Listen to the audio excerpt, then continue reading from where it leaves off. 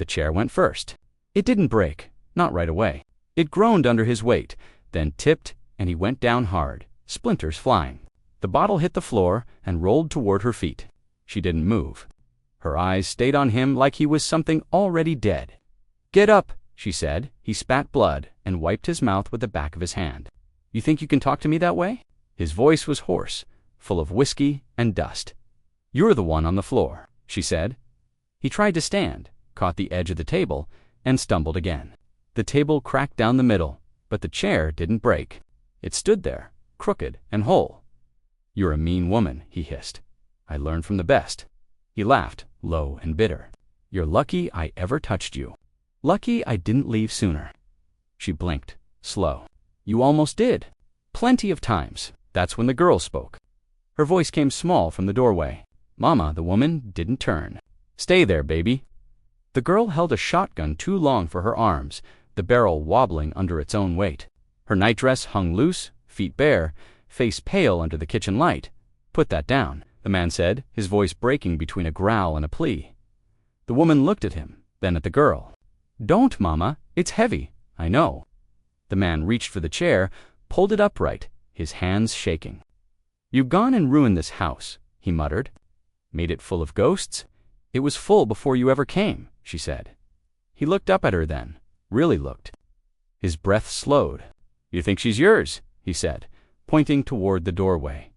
The woman's eyes didn't waver. "She's mine." He smiled, broken teeth catching the light. "She's mine too."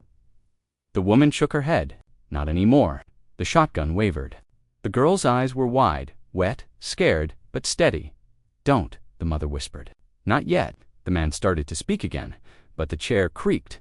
It still hadn't broken. Neither had she. He sat slumped against the wall, breathing hard, the floorboards creaking under his boots. The bottle was gone. The blood on his lip wasn't. He spat again and wiped his mouth, staring at her through the dim yellow light. "I asked for a boy," he said. His voice cracked on the last word, half growl, half plea. "You remember that?" She didn't answer. She stood by the stove, arms folded, eyes low. "I worked for it," he said, louder now. "Broke my back for this land, for a name to carry on. And you," he pointed at her, shaking. "You gave me that." The girl shifted in the doorway. The shotgun leaned against the frame now, forgotten, but close. "Say something," he hissed. The woman met his eyes finally. "What's left to say?" "That she ain't mine," he spat. The girl's breath caught, but the mother didn't move. "She's yours," she said quietly. "You just never wanted her." He laughed once, sharp and bitter. "Ain't no man in my line weak like that. Look at her. She doesn't even carry my jaw. She carries my eyes," the woman said. He stood unsteady, one hand on the wall. "You always had a mouth on you. Only when I need it." "Then use it now. Tell me why God cursed me with a girl." She took a step forward. The room felt smaller. "Maybe God didn't curse you," she said. "Maybe he gave her to me." He stared, the fire flickering in his eyes like something breaking loose. "You'll regret saying that." She looked toward the girl, then back at him. "I already did. Years ago, silence settled, heavy as a storm before rain. The girl didn't move. The woman didn't blink. And the man finally looked away first. The shed smelled of pine tar and blood. Cold wind came through the broken boards. The woman bit her lips so hard it split. Her legs shook. The midwife knelt low between them, hands red, eyes wide. "Push," the midwife whispered. "I am," the woman grunted. "You tell me when it's over." Outside, boots paced back and forth in the dirt. The sound of a rifle being cocked, slow and deliberate, filled the silence between contractions. "You sure he won't come in?" the midwife asked. "He won't look if it ain't a boy." The baby came with a sharp cry. The midwife caught her, hands trembling, eyes searching the little body like it might lie to her. She blinked, then looked at the mother. "Well," the midwife hesitated, "it's a girl." The woman didn't speak. She didn't cry. She just stared at the ceiling and breathed slow. Outside, the boots stopped. The door creaked open a few inches. "It's done?" he asked. "It's a girl," the midwife said. The door slammed shut. The boots stomped off. The baby wailed, skin pink and fists clenched. The cord pulsed between them. The midwife didn't move. "You gonna cut it?" the mother asked. The midwife stared. He said, "Not till she die. I know. Then cut it." The midwife fumbled with the shears, hands slick, shoulders shaking. She sliced through the cord and tied it with twine. The baby kept crying. The woman held out her arms. "Give her, she don't got a name," the midwife said. "She does now. What is it?" The mother stared at the child's face, then looked toward the door. Whatever name he hates most, the wind howled outside. Inside, the crying stopped. The woman smiled. "Strong lungs," she said. "Strong eyes," the midwife whispered. "She looks like you." The girl walked barefoot across the brittle yard, grass sharp like wire. The sky was gray, flat, and quiet. The well stood where it always had, leaning a little stones, black with damp. She stopped beside it, hands tucked in her sleeves. She looked back once. Her mother sat on the porch, shelling beans into a rusted pan. Watching without watching, the girl stepped closer. She leaned over the stone lip, stared down. Nothing but dark. She cupped her hands and called into it. "Hello." Silence. No ripple. No return? She tried again. "Can anyone hear me?" Still nothing. Not even her own voice is coming back. She stood up straight. "It doesn't echo," she said. Her mother didn't move. "It does," she said. "When something's listening." The girl turned. "You ever heard it?" "I did once when, before you were born." "What did it say?" The woman looked down at her hands. "Didn't say, just answered." The girl rubbed her arms. "It's too quiet. It's always quiet. You think there's something in there?" The mother finally met her eyes. "There's something under everything." The wind picked up, moved dust across the yard, rattled the empty chain on the porch swing. The girl sat down by the well, legs crossed. "I asked it why he's so angry," she said. The woman didn't answer. "I asked if he ever loved me." Still no reply. The girl looked up. "Did he?" The woman set down the pan. "He loved a version of you that never came." The girl's voice cracked. "That ain't my fault. I know, baby. Then why's it feel like it is?" The woman stood slowly. "Because he made it feel that way." They didn't speak again. The girl watched the well. The well said nothing. The knock came soft, like someone unsure they should be there.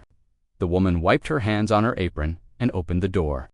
The sheriff stood on the porch, hat low, boots caked in red dirt. "Ma'am," he said, tipping his hat. "Sheriff." He looked past her, eyes catching the edges of the kitchen, the chipped plates, the cooling pot, the empty chair. "Didn't mean to bother. Just came by to say, your husband's been seen down by the creek again." The woman didn't answer. She turned back to the stove, twisted the burner knob until the flame hissed alive. "With his brother this time," the sheriff added. "Bottle between M. Looked like trouble." "Trouble always looks the same," she said, holding a match over the fire. He shifted his weight. "You want me to talk to him?" "No point. He's been mean before. He was born that way." The sheriff nodded slowly. "Still your husband, by law, not by heart." He chewed that for a second. "You sure you're safe out here? Just you and the girl?" "We managed." He looked toward the porch rail where the shotgun leaned, clean and oiled. "I reckon you do." The woman struck her match again, this time letting it catch on the end of a cigarette. The tip glowed orange in the dim kitchen light. "He's got a short fuse," the sheriff said. "Ain't hard to set him off, so don't light him," she said, smoke slipping from her mouth. He nodded once more, eyes soft but unsure. "You're a hard woman," she smiled faintly. "Men made me that way." He turned to leave, boots scraping the porch. She watched him go, took a slow drag, and muttered under her breath, "Men, like rusted tools, can't fix 'em. Only throw 'em out." The girl was chasing the cat when her foot hit something soft beneath the hay. She stumbled and fell hard on her palms. The ground gave a little. She pushed the straw aside, fingers trembling. A wood plank stuck out from the dirt, rough and gray. She brushed it off. Her name was carved there. No last name, just the one her mama gave her. She backed away fast, dirt on her hands, breath caught in her throat. The cat vanished under the barn. "Mama?" The woman stepped out of the kitchen, wiping her hands. "What is it?" "Come see." She didn't ask, just followed. When she saw it, she didn't blink. She stood still, arms crossed, eyes locked on the plank. "It's my name," the girl said. "I see it. Why's it here?"